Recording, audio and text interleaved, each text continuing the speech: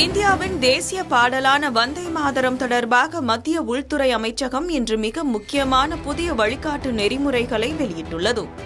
1937ஆம் ஆண்டுக்கு பிறகு சுமார் 89 ஆண்டுகளுக்கு பின் இப்பாடலில் செய்யப்பட்டுள்ள சரித்திர முக்கியத்துவம் வாய்ந்த மாற்றங்கள் மற்றும் புதிய விதிகள் குறித்த விரிவான தகவல்களை இப்போது பார்க்கலாம்.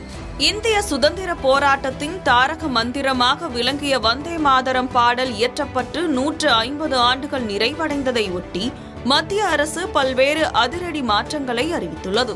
1875 பங்கிம் சந்திர சாட்டர்ஜியால் உருவாக்கப்பட்ட இப்பாடலின் 150வது ஆண்டு தேசிய கொண்டாட்டங்கள் தற்போது நடைபெற்று வரும் வேளையில் இந்த அறிவிப்பு வெளியாகியுள்ளது. புதிய விதிகளின்படி 1937ஆம் ஆண்டு ஜவஹர்லால் நேரு, சுபாஷ் சந்திர போஸ் மற்றும் மௌலானா ஆசாத் ஆகியோர் அடங்கிய குழு ரவீந்திரநாத் தாகூரின் ஆலோசனையின் பேரில் நீக்கிய 4 சரணங்கள் மீண்டும் பாடலில் இணைக்கப்பட்டுள்ளன.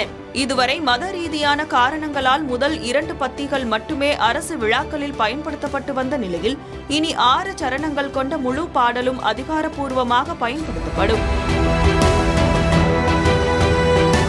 இதற்கேற்ப பாடலின் கால அளவு 3 நிமிடங்கள் 10 வினாடிகளாக, அதாவது மொத்தம் 190 வினாடிகளாக நிர்ணயிக்கப்பட்டுள்ளது.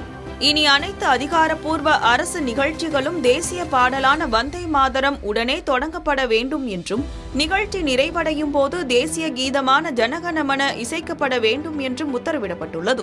தேசிய கீதத்திற்கு இணையான சம அந்தஸ்து தேசிய பாடலுக்கும் வழங்கப்பட வேண்டும் என்ற அரசியல் சாசன சபையின் நோக்கத்தை உறுதிப்படுத்தும் வகையில் இந்த நடவடிக்கை எடுக்கப்பட்டுள்ளது.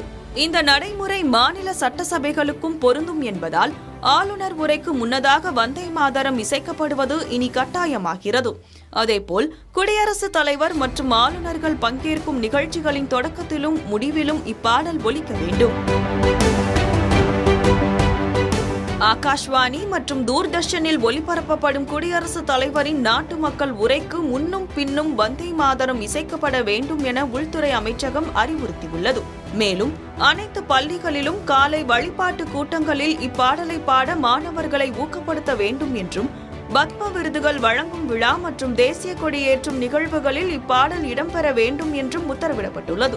தேசிய பாடல் இசைக்கப்படும் போது அவையில் உள்ள அனைவரும் எழுந்து நின்று மரியாதை செலுத்துவது இனி கட்டாயமாகும். எனினும் ஒரு திரைப்படம் அல்லது ஆவணப்படத்தின் ஒரு பகுதியாக இப்பாடல் வரும்போது திரையரங்குகளில் பார்வையாளர்கள் எழுந்து நிற்க வேண்டியதில்லை என விதிவிலக்கு அளிக்கப்பட்டுள்ளது. தியேட்டர்களில் குழப்பத்தை தவிர்க்கவே இந்த முடிவு எடுக்கப்பட்டுள்ளது. சட்ட ரீதியான பாதுகாப்பை பொறுத்தவரை 1971ஆம் ஆண்டு தேசிய மரியாதைக்கு அவமதிப்பு தடுப்பு சட்டத்தின் கீழ் வந்தே மாதரம் கொண்டு வரப்பட்டுள்ளது. இதன் மூலம் இப்பாடலை அவமதிப்பவர்களுக்கோ அல்லது இசைக்கப்படும் போது வேண்டுமென்றே இடையூறு செய்பவர்களுக்கோ 3 ஆண்டுகள் வரை சிறை தண்டனை அல்லது அபராதம் விதிக்க வழிவகை செய்யப்பட்டுள்ளது.